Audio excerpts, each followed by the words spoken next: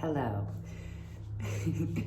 I know it's been a long time, so it's good to see you here again. I've just finished the book Only Love is Real by Dr. Brian Weiss, the same man who wrote Many Lives, Many Masters, which if you haven't read, I highly recommend.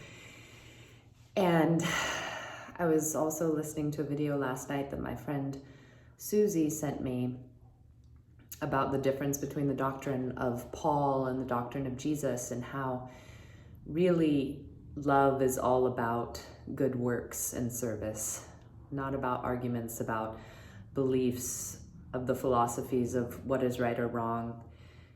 It's how we treat others that we show our love. And as I finished this book, Only Love is Real by Dr. Brian Weiss, he said the same thing. Love is really shown through acts of service.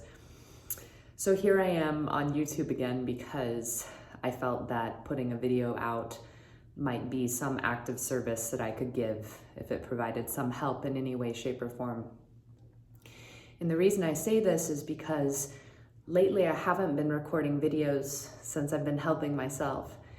And that's exactly what I want to record a video about today, because I don't believe that we truly can help others, that we can pour from our own cup until we fill our own, or that we can take care of others until we believe that we are worth taking care of. The book that I have been reading and has most taught me about this in a very practical sort of way is The Artist's Way by Julia Cameron. It's really changed my life. So if it calls to you, I encourage you to pick up The Artist's Way, both the book and the workbook. You don't need the workbook. It's really nice as a supplement. I have the workbook and I enjoy it a lot. And I'm on week 7.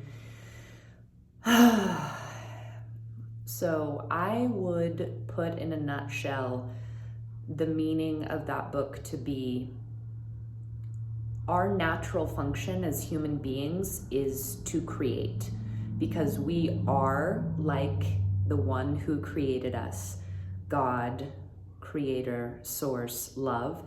And the function of our creator is, of course, what? Creation. So being an extension of the one who created us, I'm going to use the word God, our natural function is to create. And if we are not able to do this, it is simply because we are blocked. And why do we get blocked? Because we're not being cared for. How do we show ourselves that we are worth caring for? By taking care of ourselves. And so whether in this life, in this childhood, or in a myriad of past lives, or whatever experience it could have been for me, I had this deeply embedded message that I was not worth taking care of. And this manifested as me constantly searching for others to take care of and really overextending myself, not in a way that felt disingenuous at the time, but that would leave me burnt out, exhausted, and coming to a point where I just had to drop everything again and again. Some good examples of that are constantly feeling like I needed to send inspirational messages to 30, 40, 50 different people, needing to record YouTube videos, needing to write things to inspire other people, to help other people, and yet never being allowed to have time to truly receive inspiration for myself. Or like a good example is when I would receive inspirational things from other people, whether videos or things to read, etc., as soon as I started listening or reading it, immediately feeling as though I needed to take pictures or copy the link and send it to many other people who need this. Well, what if I need it first? What if that came to me as a gift to receive? And if I can truly receive that and be with that, first of all, then it's going to become a gift for others anyway, because it's going to become part of my being in such a way that I will go forward sharing that with others in the way that I act and in the way that I interact with them. And also then it's going to be a gift like really truly given because I feel whole from the place that I'm giving it, versus a subtle resentment, unconscious, that comes with this giving and giving and giving and giving when we never allow ourselves to receive. This taking care of and taking care of and taking care of when we never take care of ourselves, whether it's animals or work or other people or whatever it is that we're taking care of, like this idea that everything else is more important than us. Another way that I feel like this can manifest is, looking at your own space. Just an example, seeing people who are house cleaners, who clean houses for all these other people, but their own house is a mess. And sure, we could say, oh, and there's so many excuses we can come up with, like, oh, I don't have time to do that. And I would just ask you to sit with that. Like, well, I don't have time to take care of myself because I have to work so hard taking care of other people. Well, when we step back from that, and the Artist's Way is a great way to do this, just to recommend it to you. And yes, you do have time. Yes, you do have time to take care of yourself. And the more that you make it, the more of it comes. And what happens when we are taken care of is that we naturally begin to create in ways that sustain us, in ways that are sustainable. So jobs or sustenance appears in ways that make it so that we can keep taking care of ourselves more and more, because the more that we take care of ourselves, the more that we can truly take care of others. And so what's really happening when we're too busy taking care of others, cleaning other people's houses, working for other people, taking care of, animals, whatever it is, worse. And then our own life is just this mess. And we're exhausted and we're depleted. The message that we're sending ourselves over and over again is that same confirmation: we're not worth taking care of. And the whole point of the Artist's Way is that when we take care of ourselves, like literally the book is just how to actionably care for yourself, which means to give yourself time and space that are completely unstructured, where you're not doing anything else. There are no distractions. There are no doing it for other people. It's just, wow, here I am. And a big part of it is morning pages, where you write every morning and you start to hear what it is that you need.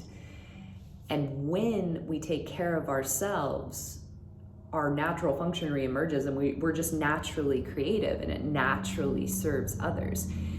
And again, in that question of not having time, I am truly working harder than I've ever worked in my life. And I'm doing it for me. And I'm taking care of many, many animals and land, and learning so many new things and gaining so much confidence. It's incredible. I'm managing a ranch with, about 600 animals on it. And I have support from others, and I'm mostly doing it myself. It falls on me. And, well, God is doing it through me. But I mean to say, I've never worked so hard, and yet I've never felt more energized. I've never taken better care of myself. I'm working like 12-hour days. The difference is I'm not giving away way more than I have to other people. I'm respecting and honoring myself and what I need, and spending a lot of alone time and singing and playing guitar and writing and working on getting my stories published and collaborating with people, so that those stories will then come back and sustain me as well.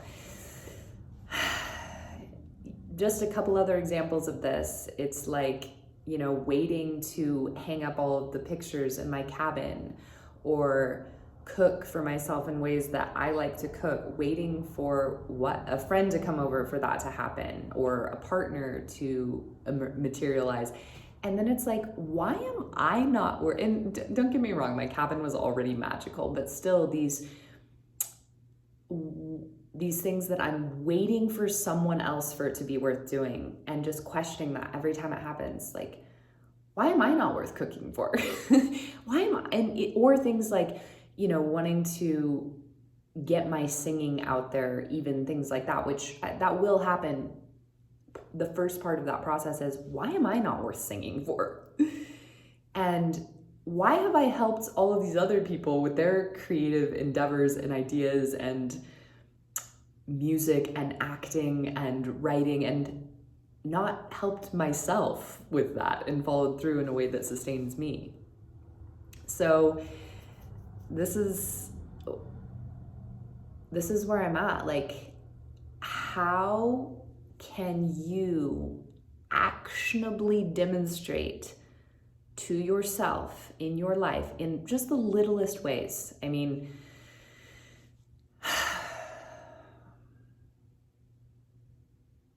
picking up a copy of The Artist's Way is a good way to start. Practicing something that you have always wanted to do and never let yourself begin to do is another one. And I leave you with this mantra, which was one of the assignments from week 7 in The Artist's Way, and I doodled a little picture of. I've also been drawing a ton. Again, something I told myself I was bad at by whose measure, but again, who am I drawing for? I can't draw because I'm not good enough for that to be good for others. Wait, why am I not worth drawing for? I like drawing. So anyway, the mantra is treating myself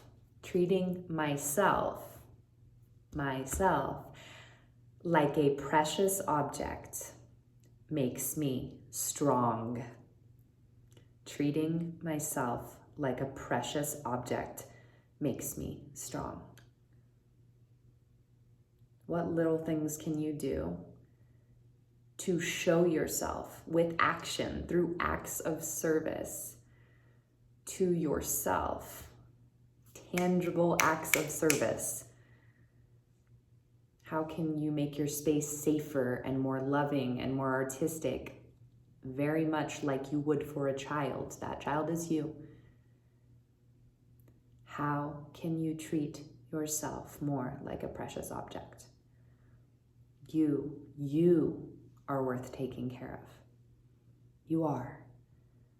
That child that is worth taking care of is you.